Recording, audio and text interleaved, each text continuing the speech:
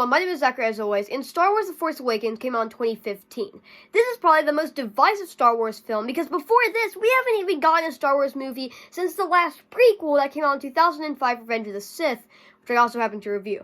Anyways, this movie takes place years after the original trilogy, and here it's a little bit different. Now Star Wars is owned by Disney, and a lot of the things in this universe are different. And a lot of people have diverging opinions on the sequel trilogy. For me personally, there's a lot I actually think that out of the sequel trilogy, this one might actually be better than people remember. And I will explain why, and I'm not just going to defend this movie, because, I mean, I'm certainly not a sequel apologist, but I do think that there is some things that people overlook that I do think are actually better. And yeah, like I said earlier, most people overlook, and things that I actually happen to enjoy in this movie. For one, Finn. He worked for the Empire as a stormtrooper, and he was treated dirty by the Empire, or not by the Emperor, by the First Order. And then he was like, you know what, Rebellion, I'm gonna help you. So then he helped Poe escape. He ran into Rey, and he just became a part, basically, of the rebellion. Whatever. Here, that's what they do, and Finn is probably the best character in the sequel trilogy, but they did mess him up horribly after The Last Jedi. After The Last Jedi, there was a few questionable things that they did with Finn, but then they kind of just, like, made him he wasn't even a side character in Rise of Skywalker. If anything, he was in a quarter character or something. Whatever. But still, we have Poe, which is, he's fun. The guy that's playing him plays him well. And he definitely did do a good job in this part. Because we first see him trying to get into his X-Wing, but then he's captured. Finn helps him escape. They eventually runs into Rey. And this is where we see the Falcon. And something about the Millennium Falcon, and something interesting also about this movie, is they do a lot to draw you in with nostalgia. Because since, it's been however many years, several years, and it would have been 10 years exactly since Revenge of the Sith. So this was a big milestone, getting to see all these different things back, like the Millennium Falcon and all these different things. It was so cool. And we do get reintroduced to Han Solo.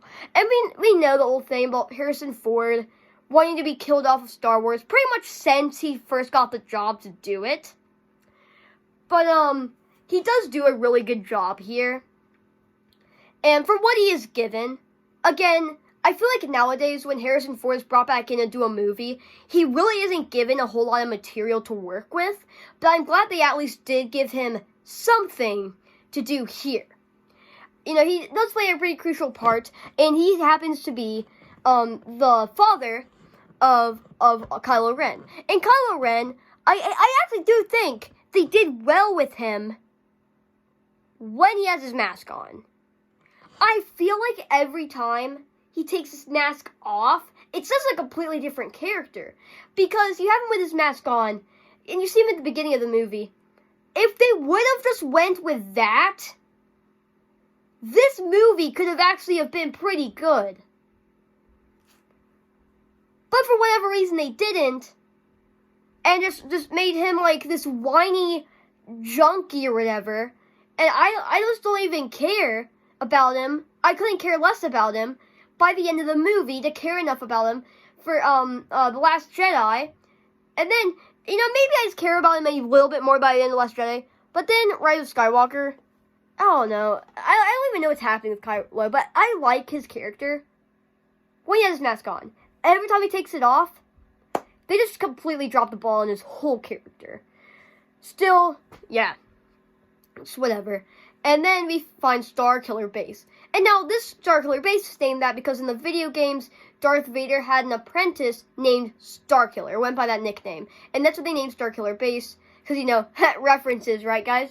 Anyway, so Starkiller Base is actually pretty cool. We have General Hux basically introducing it. And this, and even people who aren't fans of the sequel trilogy can admit, General Hux's speech while Starkiller base is about to, like, blow up, like, 3 planets, everyone can admit that that part right there is still freaking awesome. Like, you just have everything just blowing up, and him just, like, absolutely spouting this speech. Bro, it's so energetic and just freaking terrifying. It's so good. Bro, General Hux could have been such a good character. It was so cool seeing him do that speech. And still, the good guys sneak on the Starkiller base, and Han Solo here gets killed off because he, his son is, well, it just kind of killed him. Was like, I'm sorry, Father. Phew, dead. And then he died in Chewbacca, which is amazing, just great in this movie. The way that Finn and Chewie talks is actually nice. Like, Chewie in this whole movie bounces off of all the other characters really well. Better than they could have gone, but yes, they do fight. You get to see a little bit of Finn's potential, which is wasted, by the way. But I definitely do think this movie does do things better than some of the other ones do. So now we'll do the good, the okay, and the bad.